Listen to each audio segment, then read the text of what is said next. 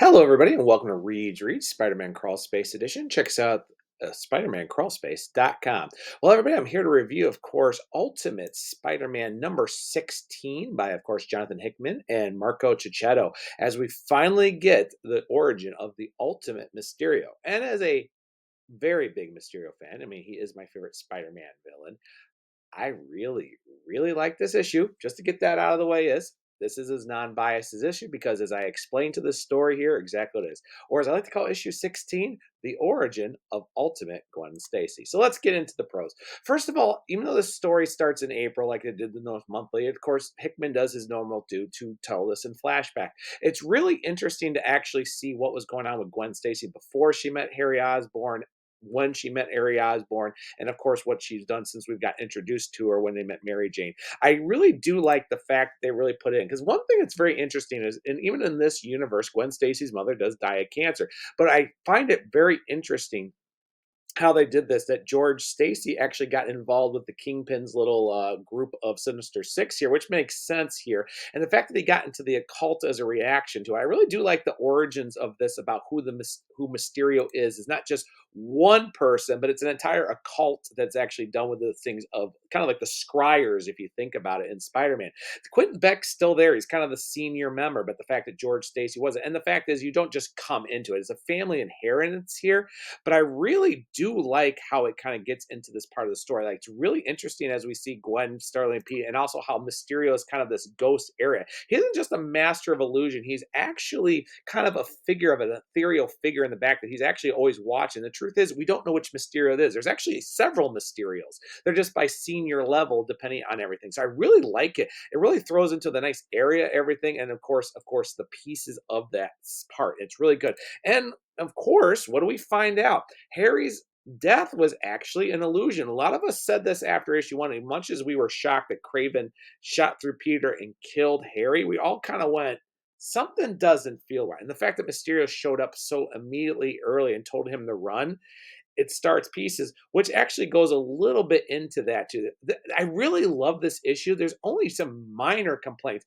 Number one is, we knew this was coming. We knew somehow Otto Octavius in this universe was going to cause some fallout that was going to make him be on the opposite end. I mean, he's not Dr. Octopus here, but to find out the fact that Otto has actually been kind of double dipping, as they say, the fact that he's been following Gwen about the areas, the fact that he's been doing things in the areas and so forth, and the fact that when she gets told by Quentin Beck that, Otto's been actually following you and actually been doing some back end doors, she fires him to fix everything. I like this effect because it sets it, but at the same time, we did see this coming. I think we're just a little surprised how it was.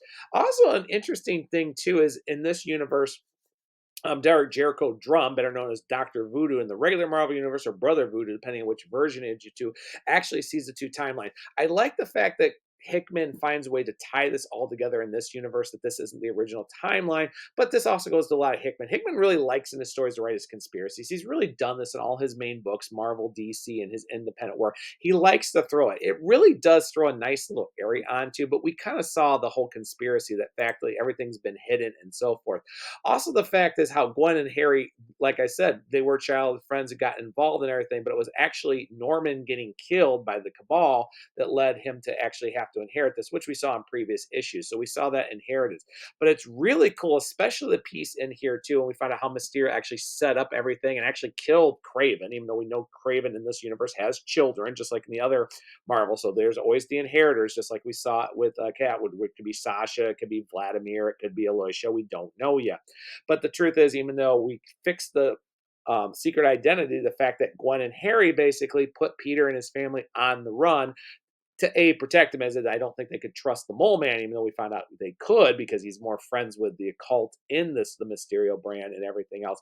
It kind of nicely puts it up, and you do wonder what the fallout's going to be when Peter learns that his identity was fine and he upended his whole life for this, as we know, get Ultimate Spider-Man. It also is interesting now that everybody's thinking Harry is dead, but the Green Goblin is not dead, and the fact the only person that really knew who the Green Goblin really was Gwen, Mary Jane, and Peter, and of course, Ben and Jonah. So the fact is, it's going to be interesting to see what this is, as we know the Green Goblin is coming up here as they get the rest of the assault. It's a really good issue. I don't have much to say about this. So really, everybody, this gets an A+ from me. I really, really enjoyed this issue, even though with the flashbacks and still in April. The fact that we finally get the origin of Gwen Stacy to find out Mysterio, even though there's still some mystery, like how the occult Mysterios actually started, but actually puts all that together. Why, they said, "Hey, Mysterio, I thought you were taller." "Oh, I am. Oh, there I am, taller," and everything. And the fact that Gwen was actually the Mysterio that saved Harry and reversed everything with Quentin Beck, as well as the other Mysterios that are out there have been trailing these guys in secret. It's a really cool thing. And I really wish the main book, which is not about go to issue 3 in a week, was this engaging and really built on the story. Shows you right there how Ultimate Spider-Man is a fantastic Spider-Man book and really what you should be reading. On that note, guys, I have much else to say. If you like what you see here, please think of liking or subscribing to the channel here, or the same thing with SpiderManCrawlspace.com through their YouTube channels and one other thing. And definitely check out on their different social media, everything from the web to Discord to Instagram to Twitch and more.